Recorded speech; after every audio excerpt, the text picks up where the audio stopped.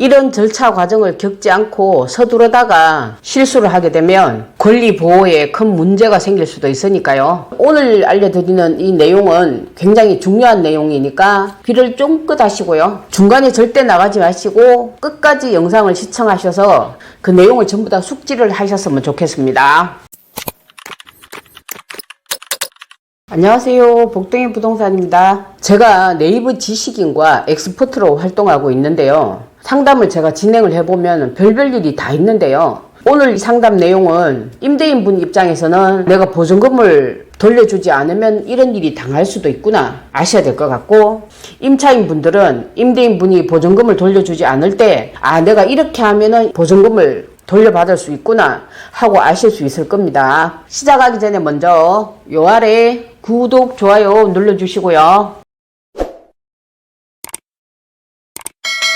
상담을 의뢰하신 이분은 계약기간 만료 3개월 전에 임대인에게 다른 집에 이사를 가겠다고 재계약 의사가 없다는 걸 전화로도 통화를 했고, 그 통화를 다 녹음을 해놨고, 그리고 문자로도 통보를 했고 알겠다고 회신을 받았습니다. 그래서 이분은 집주인이 알았다고 했기 때문에 다른 집을 계약을 했고 아이 학교까지 배정을 다 받았다고 하더라고요. 임대인이 대출을 내려고 하니까 1가구 2주택자여서 대출도 막혀있는 상태고 만기 때까지 새로운 임차인도 못 구했고 이러다 보니까 만기 날짜가 지났는데도 보증금을 돌려받지 못했다고 하더라고요. 임차인분은 보증보험도 가입되어 있지 않은 상태였고요. 언제까지 세입자가 구해질지도 모르는데 계속 기다려야 되는 거냐, 너무 답답하다 이러면서 상담을 의뢰를 하셨습니다. 이분과 같은 상황에 놓여있신 분들 꽤 많으실 겁니다. 여러분은 어떻게 생각하시나요? 계속 기다려야 된다고 생각하시나요? 자, 이때 어떻게 해야 되는지 제가 알려드리겠습니다. 만기일이 지났는데 임대인이 보증금을 돌려주지 않을 때 사용할 수 있는 제도가 바로 임차권 등기 명령 제도라는 건데요. 이 제도는 임대차 계약이 끝났는데도 불구하고 임대인이 보증금을 돌려주지 않았을 때 세입자가 법원에 신청해서 내가 이 집에 보증금을 받을 권리가 있다는 사실을 등기부 등본에 올리는 제도입니다. 임차권 등기를 해놓고 이사를 가게 되면 대항력과 우선 변제권이 그대로 유지가 됩니다.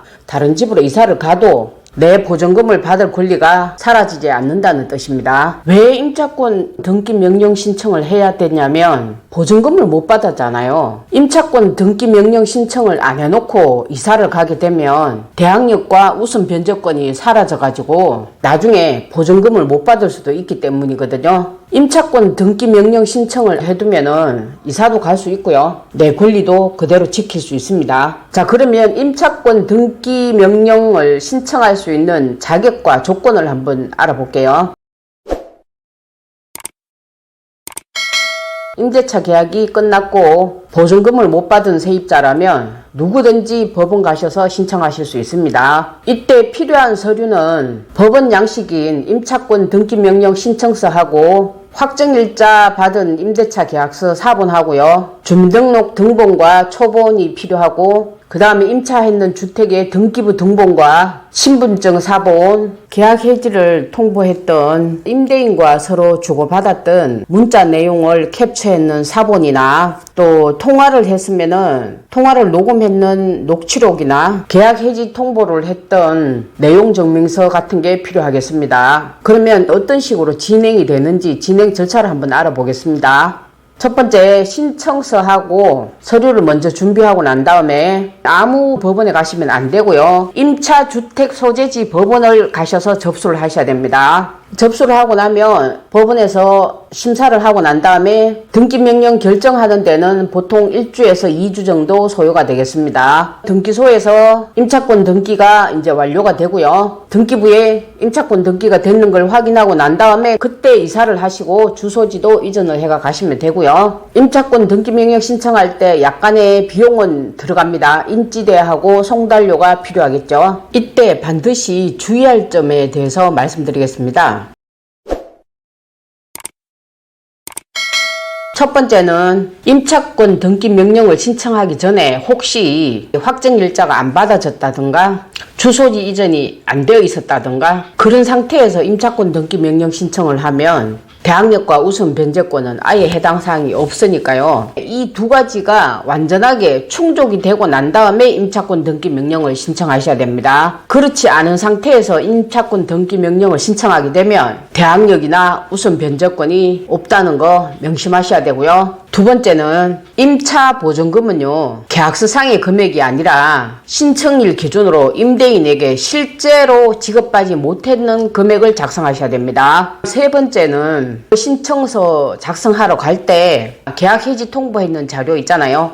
이를테면 통화를 했다면 통화했는 녹취록이나 또 서로 주고받았는 문자 내용을 캡처했는 사본이나, 그리고 계약 해지 통보를 서면으로 했을 때 내용 증명을 보냈는 그 사본을 가셔가지고 나는 계약 해지 의사를 이렇게 통보를 했다고 명확하게 증거 자료를 제출을 해야지만이 불필요한 분쟁을 막을 수 있습니다. 네 번째는 임차주택이 무허가 건물이거나 등기부가 없을 경우에는 임차권 등기 명령 신청 자체가 아예 불가하니까 그거 다시 한번 꼼꼼하게 확인하시고요. 첫 번째는 신청서를 작성하실 때는 임차인과 임대인의 인적사항을 정확히 기재하시고요. 주소와 연락처, 임차주택의 표시, 보증금, 계약기간, 해지 사유까지 꼼꼼하게 잘 작성을 하세요. 제가 지금까지 알려드린 이 과정과 절차에 따라 하지 않고 서두르다가 실수를 하게 되면 권리보호에 큰 문제가 생길 수가 있기 때문에 두 번, 세 번 체크하셔서 꼼꼼하게 작성하실 것을 권해드리겠습니다. 마지막으로 꼭 명심하실 거는요, 임차권 등기가 완료되기 전에는 이사를 간다든지 주민등록을 옮기면 절대 안 됩니다. 그 이유는 신청서를 접수했다고 해서 바로 권리가 생기는 게 아니기 때문입니다. 법원이 등기를 촉탁을 하고 난 다음에 실제로 등기부에 임차권 등기가 완료됐다는 것을 확인을 하고 난 다음에 이사를 하셔라. 그리고 주민등록지를 이전해 가셔도 된다. 이렇게 아시면 되겠습니다. 자, 이렇게 해서 오늘은 제가 네이버 지식인과 엑스퍼트로 활동하면서 실제 상담해드렸던 임차권 등기 명령에 대한 거에 대해서 자세하게 알려드렸고요. 앞으로도 계속 이런 식으로 상담 사례를 가지고 와서 자세하게 알려드릴 테니까 요런 알짜 정보 받아보시려면 어떻게 해야 되죠? 바로 구독, 좋아요 눌러주시고요. 알람 설정까지 해주시면은 새로운 영상이 올려질 때마다 알람이 오겠죠? 자, 오늘은 여기까지 하고요. 다음 시간에 또 다른 주제를 가지고 찾아오겠습니다. 다음 시간에 뵙겠습니다. 안녕.